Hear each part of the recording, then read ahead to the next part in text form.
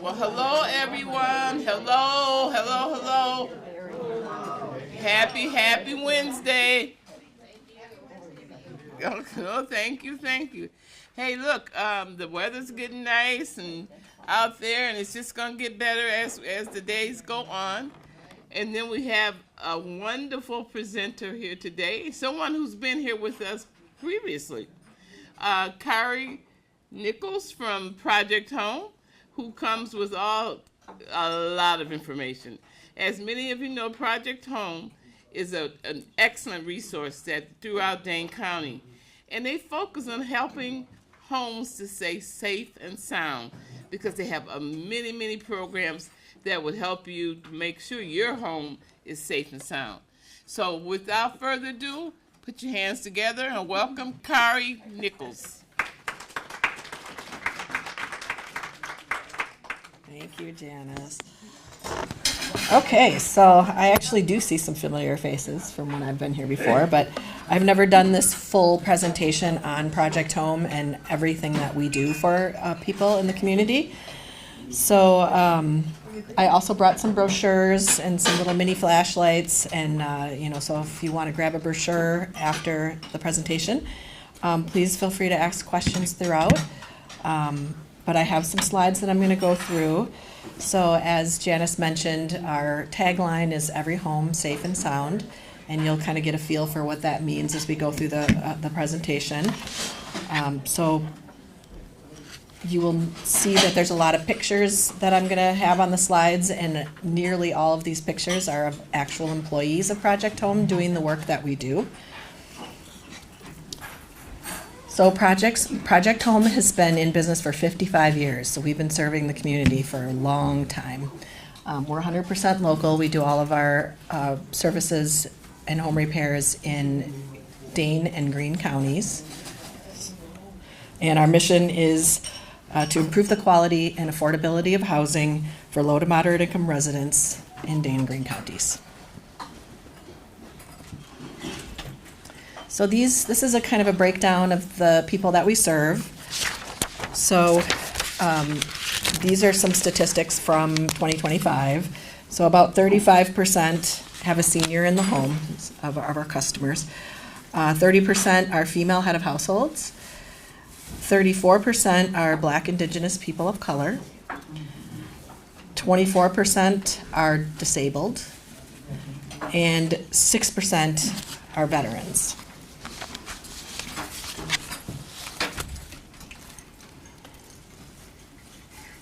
So these are the four main ways that we serve the community through these four program areas.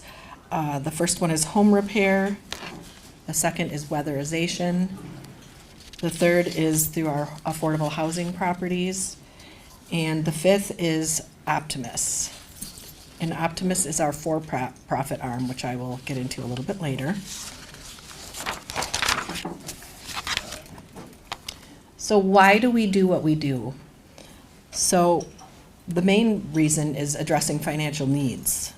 Repairs are very expensive, and we know that many of you are on fixed incomes, and it's impossible to get certain things done in your home based on the income that you have.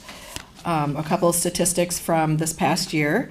42% of our home repair clients live below 30% county median income, which is a family of four living on $38,950 a year. So with that kind of annual salary, it's not possible to do some of the essential repairs that are needed. 21% of our weatherization clients live in extreme poverty of 50% of the federal poverty level. So we're helping people that really need it.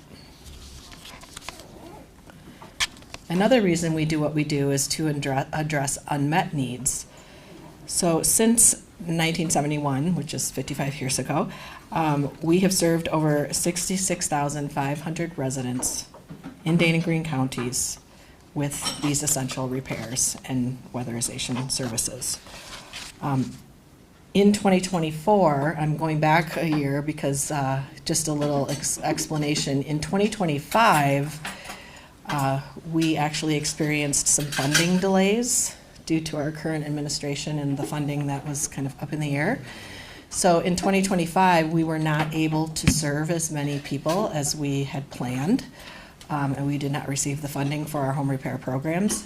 But I can say that we now have received our 2025 funds. So we are going to be serving people in 2026 with the funds from 2025 that we just got. So we have people waiting in line to be served, and just happy that we have that funding back. But in 2024, we served over 1,000 low to moderate income residents in 596 homes. So that's kind of our normal number on an annual basis of how many people we serve.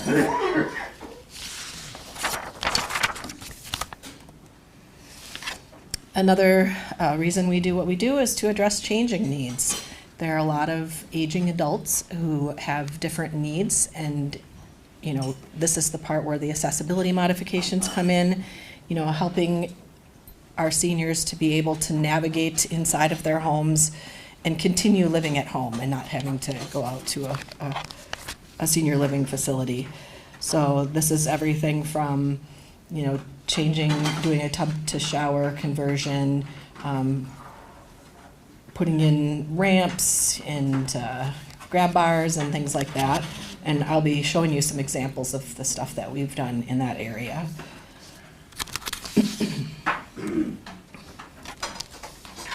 Okay, so going back to the 4 ways that we serve, the first one I'm going to talk about is our home repair programs. So we have major and minor home repair programs, and the types of things that can be done in these programs are replacing windows, roofing, siding, ramps, floors, toilets, sink and grab bars, railings, lighting fixtures, furnaces, just a lot of different things that we can do under these home repair programs. And we do that with our crew members, and then we also subcontract with other contractors to get the work done. We do have a team of people that can do quite a bit, but there are certain things that we would have to contract out for, and we would take care of all of that coordination under these programs.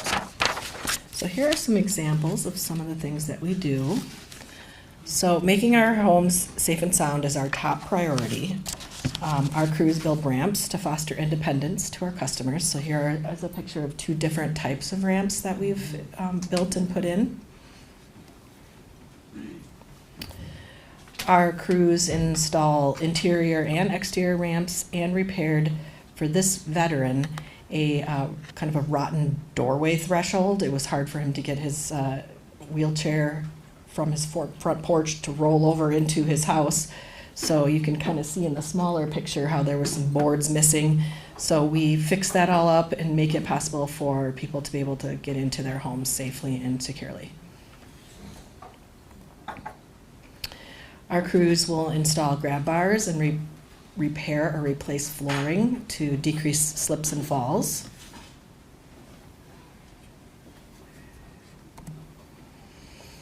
Our crews will fix steps and stairways and install handrails, both inside and outside, so our customers have safe access to their homes. So here are 3 examples of some things that we did.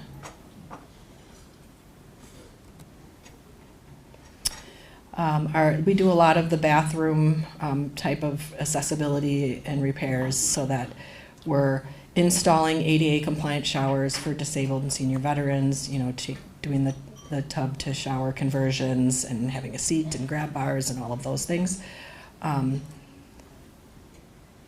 this one, I think, was in a home where one of our clients, the bathroom that was like more easily accessible was on the 2nd floor, but he had had a surgery, and so we needed to fix the lower level bathroom so that it was easier for him to get in and out.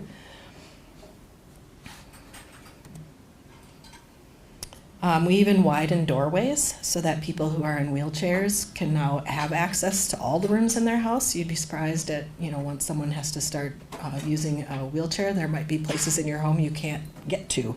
So here's an example of how we widened a door so that this person could actually go into other areas of the house.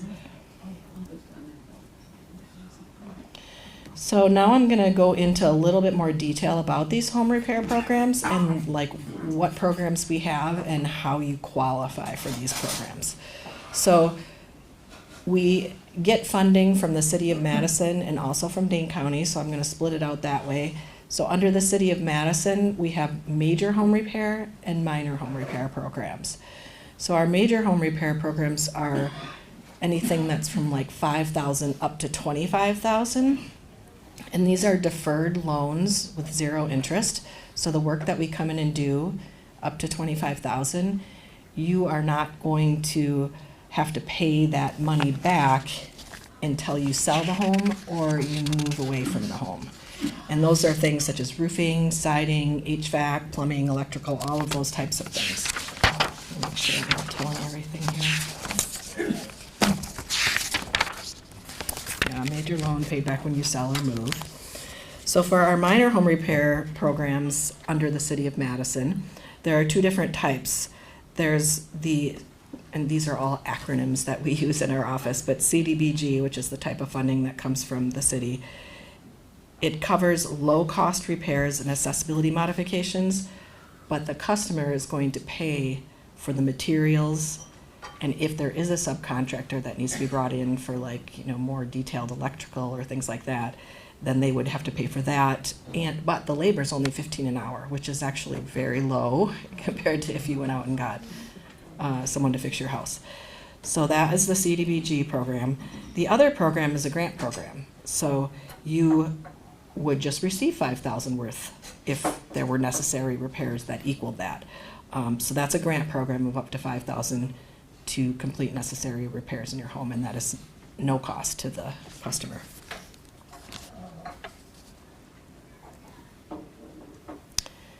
So for Dane County, same setup. There's major home repair programs and minor home repair programs. So for major, again, deferred loan up to $25,000 or $24,999, 0% interest. We can go in and do that much work, and then you would not have to pay that back until you either sell your home or move. And if you don't, if you just live there forever, then you don't have to pay it back. So minor home repair, that's a grant program on the Dane County side. So any repairs that are necessary up to $5,000 is free to you through this program.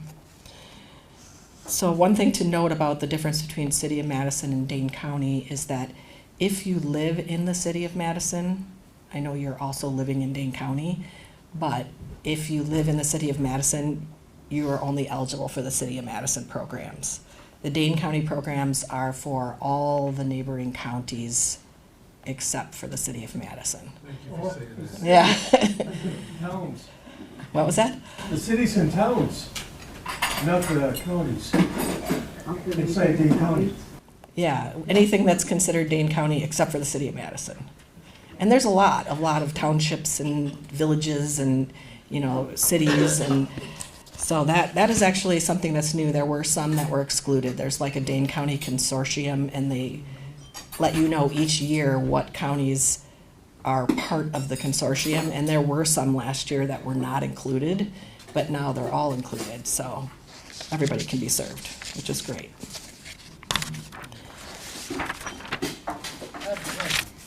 Yes.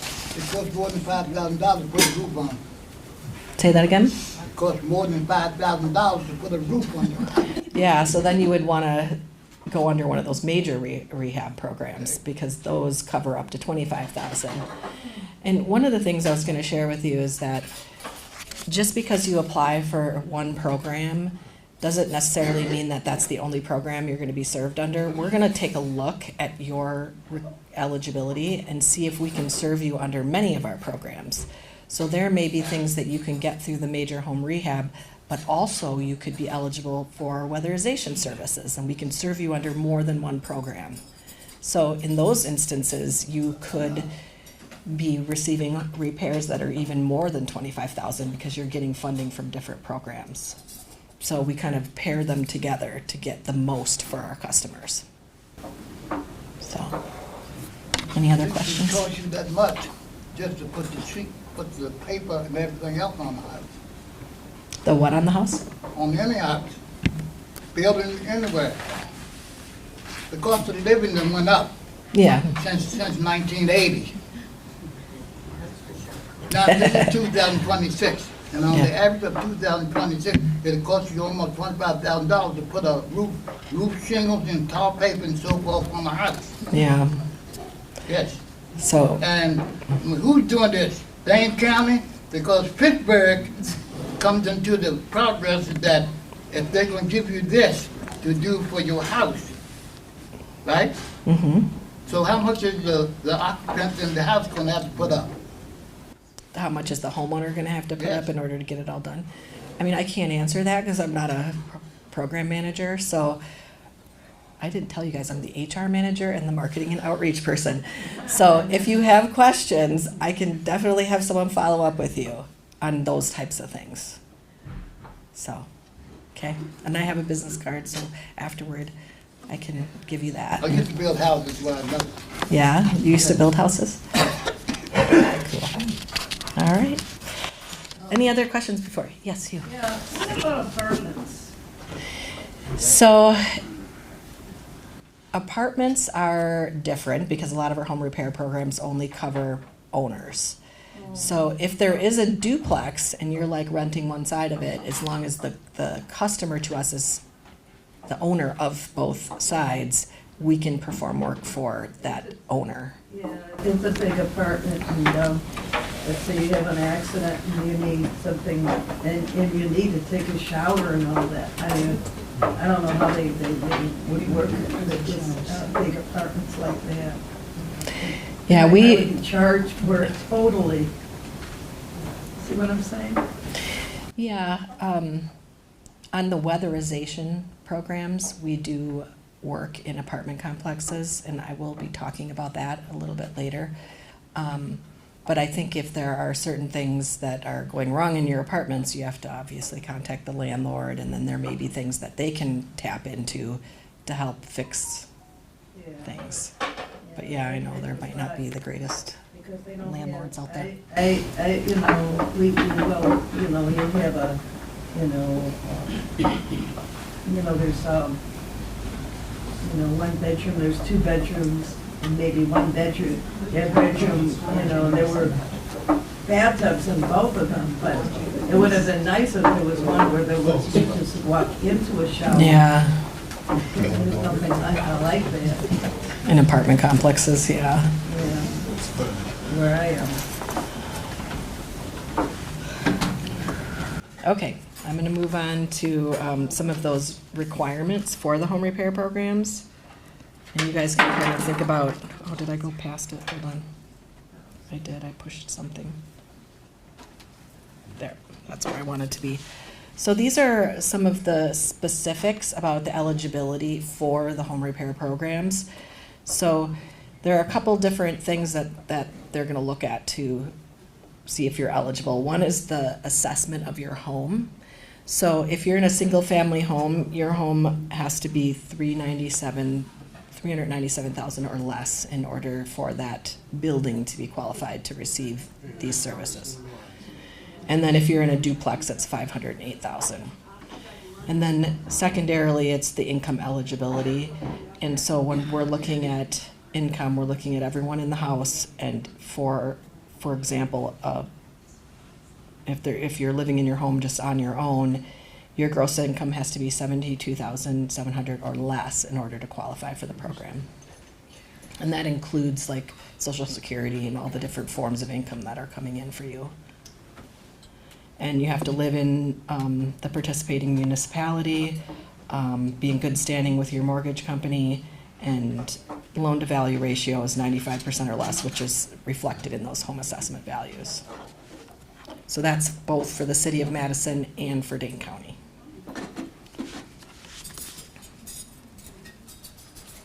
So one other major rehab program we have is in Greene County. So I'm not sure that any of you live in Greene County, but if you know someone that lives in Greene County, they have a major home repair program where they'll give you up to $25,000, and it's actually a forgivable loan. So every year that you stay in your home, that loan just keeps decreasing, and after 5 years, you don't have to pay back the repairs that are done at all. So they have different income eligibility and home assessment values when you're in Greene County.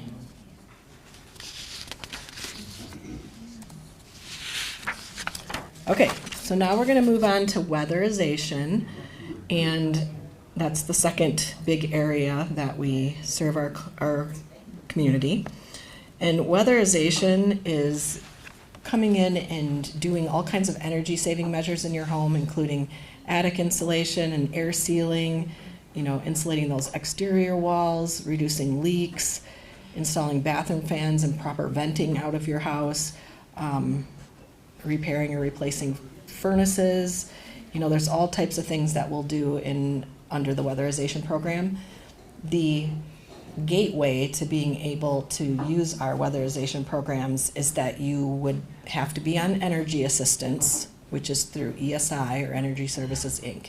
And every October, people re-up their energy assistance, and we get the names of those individuals, and oftentimes we'll reach out to those people to see if they would like us to come out and do an energy audit to see if they have enough energy measures necessary in their home, and then they'll be qualified if there are. So there may be some situations where we might go out and do an assessment on the home and everything's really good.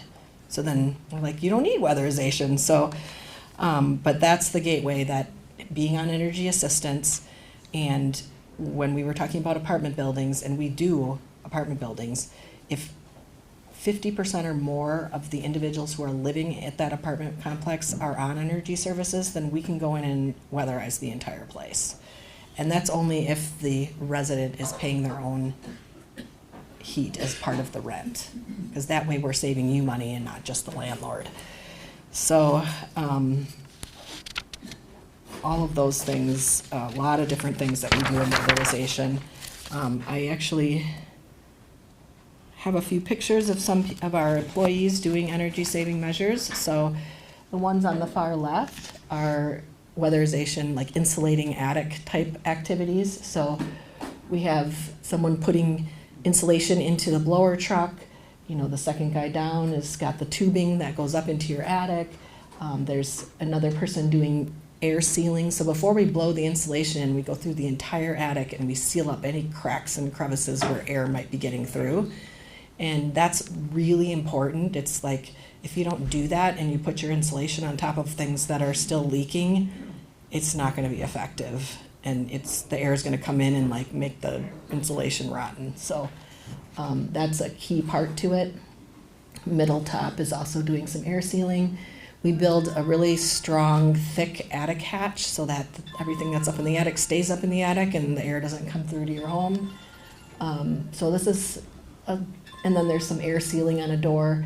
So all of those are our weatherization activities.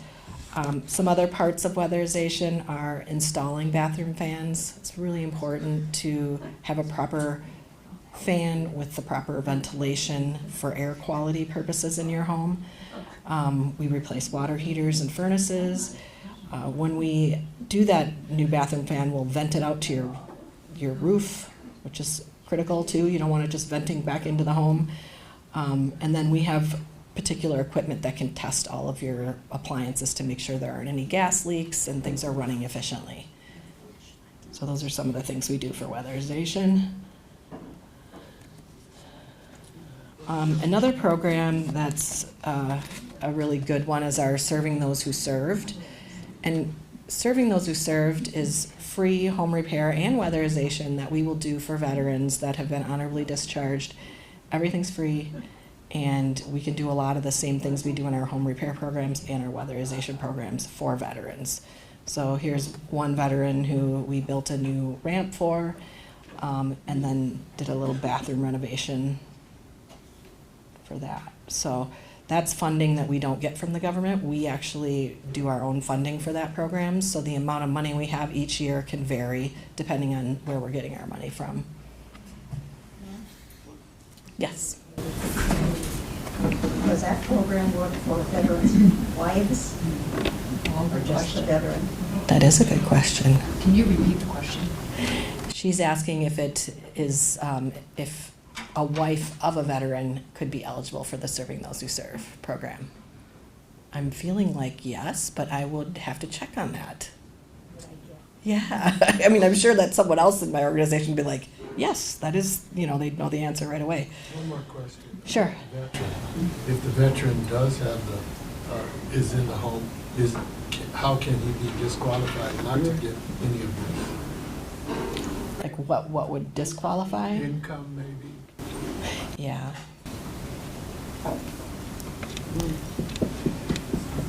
The Yeah, value of the home itself? yeah. I guess I don't know that. I'll have to ask that question too. You guys are asking really good questions. I saw your value of the home, and the lowest was 397,000. Yeah, And some of the homes might be more. more than that, yeah, because the homes are going up and up. I mean, you got to think about how the value of the home went up over the years. I don't believe that the Serving Those Who Serve program has the same income and assessment values, like eligibility requirements. However, I know that if you did fall within the requirements, we could go in and do things under the Serving Those Who Serve. Normally, with the funding that we get, we could probably only do between $4,000 and $5,000 worth of repairs for a veteran under our program. But if you qualify for the other programs, we can then do matching funds and get you more through like the other programs. So I think it's helpful if you did meet those requirements, because then we could couple that with other programs. But just to do the work that we do, I would have to check to see if there are special requirements for that. I feel like there isn't though. I don't think so either. Yeah, otherwise we'd say. Low to moderate income veterans, but Yeah. on your slide, but what that means. Yeah, Because some of the veterans that you're talking about might be even disabled. mm-hmm. And so. And most of them, yeah, a lot of them are. We do have a person, an intake person. Her name is Vicki Cutts, and anyone can call in and ask questions about the programs, and she knows everything about all the fine details and the application processes and all of that. And if you call through our front desk, they'll patch you through to her, and you could ask more specific questions. Yeah. Yeah. Good questions. Okay, a couple other things that we have that we currently partner with Madison Water Utility to do water conservation measures. So through this program, we can install high efficiency toilets to replace, the older toilets that you have. There's a toilet rebate program. MadCap is another division of that can get you $20 or $30 off your monthly bill. So there are requirements for that too, that if you were on our website and you clicked on it, it would probably go out to Madison Water Utility, and then they would have their requirements there.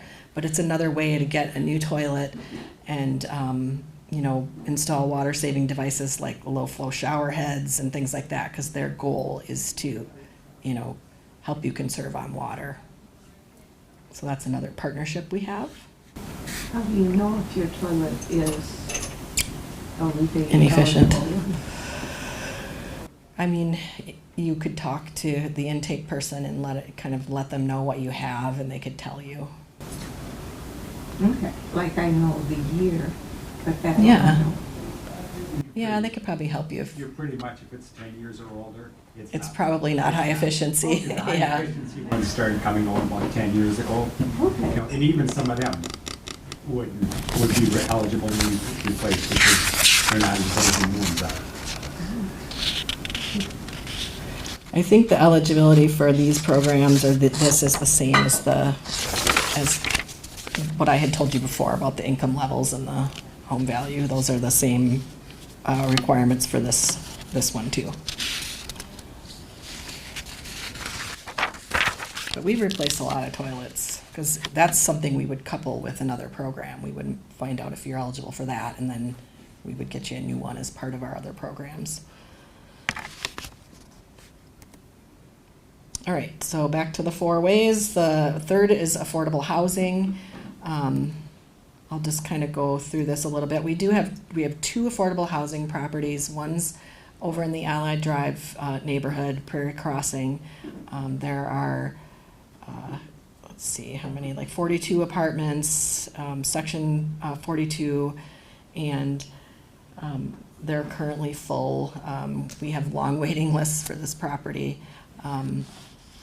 And then the other one is Rodney Shield House, which is kind of an independent living apartment complex for people who have HIV or AIDS.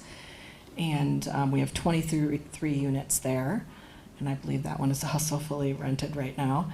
I think one of the things that we do differently than other landlords of apartments is we have a food pantry at each. So we work real hard to get funds to be able to put food into those pantries for those individuals.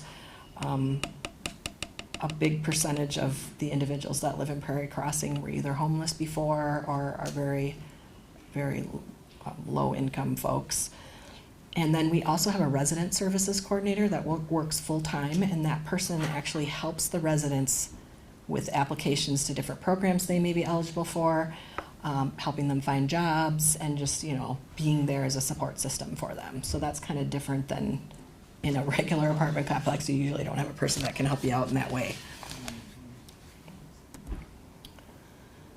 So the last thing is our Optimist program, which I mentioned is the for-profit arm. So if you are not meeting the requirements for the home repair and weatherization, you know, you don't qualify for energy assistance, you don't meet those income qualifications, you can still hire a project home to do a lot of those same services. So we're doing air sealing and insulation, we're doing home energy audits, home repairs, accessibility modifications, all of those things we can do under our Optimist. And, you know, we would be your contractor, we would do the work. Yes, you would have to pay us for that, but any profit that we make in that division of Project Home goes right into our other programs so that we can serve more people in the Serving Those Who Serve program, the home repair, and all those other programs. So it's kind of nice to have that to bridge the gap.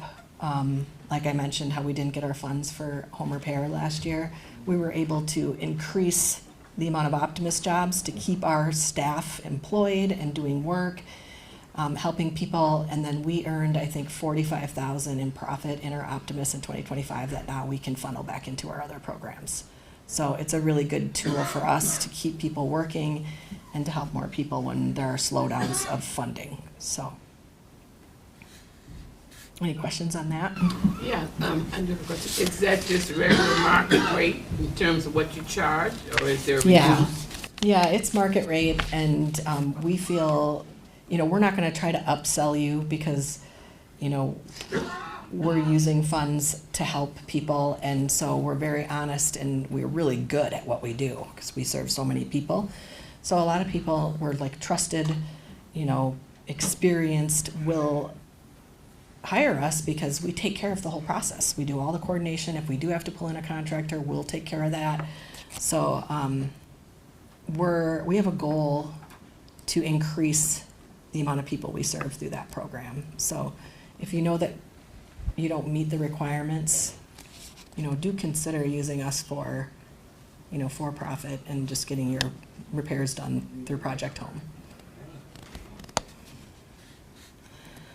All right, so lastly, I wanted to share with you, this is really like the core of why we do what we do. So our greatest reward is just helping our customers. So I'm going to share with you a couple testimonials that we got from customers recently. So this person says, "Words cannot express how thankful I am that you were able to help me get my roof repaired.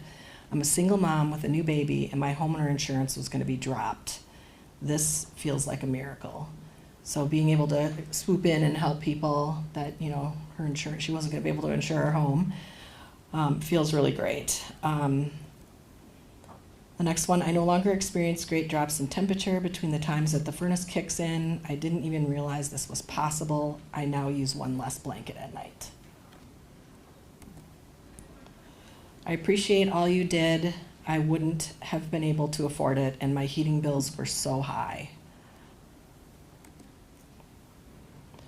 I am so happy and satisfied with the past and current projects that you have done for me, I'm 84 years old and still living in it, enjoying my home. So these are some of the, I mean, this is like all of our workers, this is what they live for. You know, they love getting the cards and the positive feedback and being able to see that they've really made a difference in people's lives by the work that they do.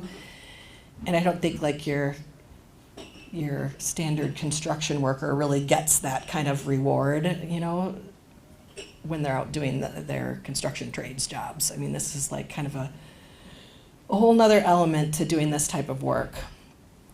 And the picture that's there was actually one of our clients who drew that in a thank you card, and I just loved it. I was like, that is so cute. So I like to use that in my marketing. So,